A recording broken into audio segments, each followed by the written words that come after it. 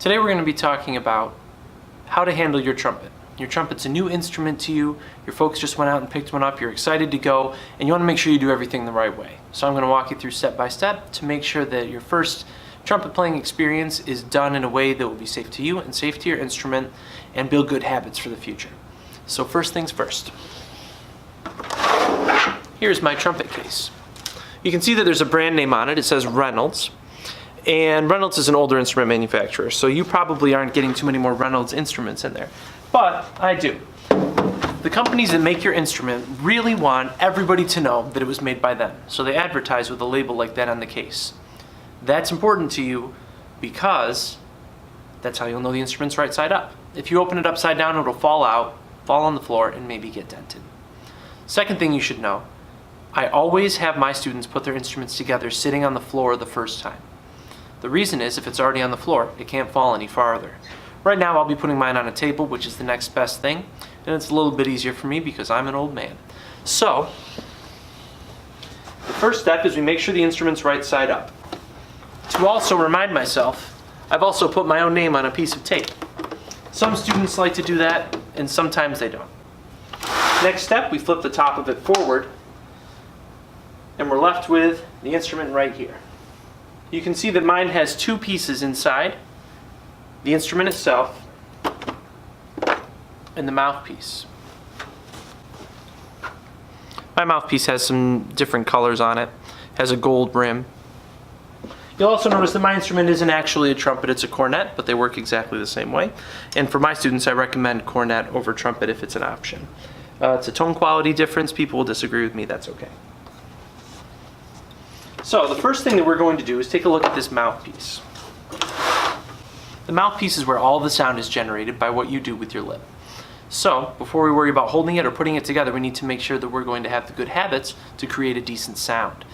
So first, I put my mouth together like I'm going to say and I blow cold air through like I'm blowing out a birthday candle.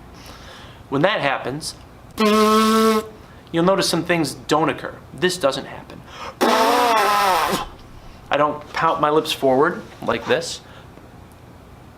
I don't puff out my cheeks like this. I just buzz. Then I just add the mouthpiece to the center of my lips.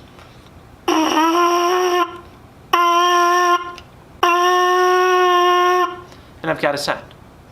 Next step. Pick up the trumpet, or in my case a cornet, and drop the mouthpiece in the top. After I put it in, I give it a quarter turn and it won't fall out.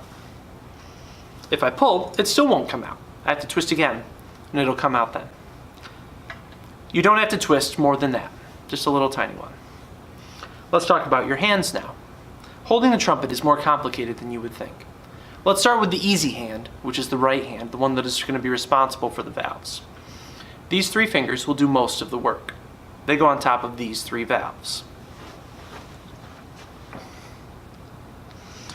This pinky looks like it belongs inside this ring. It doesn't. It belongs on top. If you go and look up some of the best trumpet players in the world, you'll see that just about always it's up here. And usually if it's down here, it's to facilitate a page turn where they have to use their other hand to do something else. So, by keeping the pinky finger on top, we prevent tension from occurring, from pulling the instrument in toward your face. So, these four fingers sit right on top and they should be nice and even like this. Your thumb has a special spot. I call it the thumb garage. In here, you can see that the trumpet has a little bit of space between the valves. The thumb will go between the first valve, the one closest to your face, and the second valve. Above your thumb is the lead pipe, the first path that your air will take on its way into the instrument. So that's your right hand. Three fingers on the three valves, curled and pressing down flat, not like this. Pinky on top of the ring, and thumb in the thumb garage between the first and second valve. Your other hand is going to do the majority of supporting the instrument. So my other hand has my ring finger, the one with the wedding ring on it. That's what I always tell the fourth graders. Whatever finger has a wedding ring on it. Goes through the ring right here. And many instruments will have a thumb saddle, a U-shaped piece right here. and that's for your thumb, obviously. Using those things, we then grip the instrument, and here we are, we're ready to go.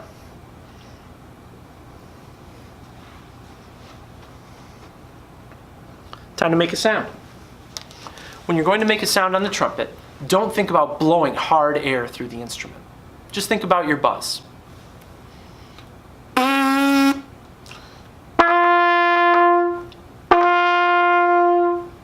And that's how you make a sound. That's all you really need to think about. You'll notice that I didn't blow very hard like this. You lose focus, tone quality. It's really a bad idea. So think about your buzz first and foremost. After that, to get a nice strong sound, think about blowing that cool birthday candle air. And you can hear that my instrument has some water in it. When that happens, you hear a crackling sound. And you all want to identify this piece right here, which is called the water key. The spit valve is the nickname for the water key. It's not actually spit, it's water for the most part. So I'm going to walk over to the garbage, press that, empty out the water, and then I'm ready to go. When it does come time to play notes, it's not 100% guaranteed which sound will come out. You might get this one, or this one, or even this one. All of those occur without pressing down any buttons at all. No valves are depressed to make those three sounds. If you play a note that's anything other than those three sounds, take a look at how hard you're pressing the instrument against your face. You shouldn't be pressing very hard. One last note, when you're done playing your trumpet, it goes in your case. The case gets latched every time. Don't leave it on your bed. Don't leave it on a chair in your house or at school. Definitely don't take it out of the case on the bus. Your trumpet needs to be cared for very carefully because otherwise bad things will happen. I've seen lots of mistakes and no one is ever happy about it, and your instrument is never quite the same after you get it back from the shop. Shops can do incredible work, but let's not put ourselves in those situations. So, putting the instrument away, first the mouthpiece comes out by twisting it. Put that in its home. Lay the instrument down where it belongs. There will be an imprint in your case. Close your oil all the way. Set that in with the instrument. Close it up and latch. Then we're good to go. Hopefully this has been helpful for you. Hopefully this has been a thing that will inform you or your students on how to better take care of your trumpet or cornet. And please like and subscribe. It doesn't take very long. 2 quick clicks makes these videos much easier to find for everybody else. So I'd appreciate that, and I'll see you in the comments. Thanks.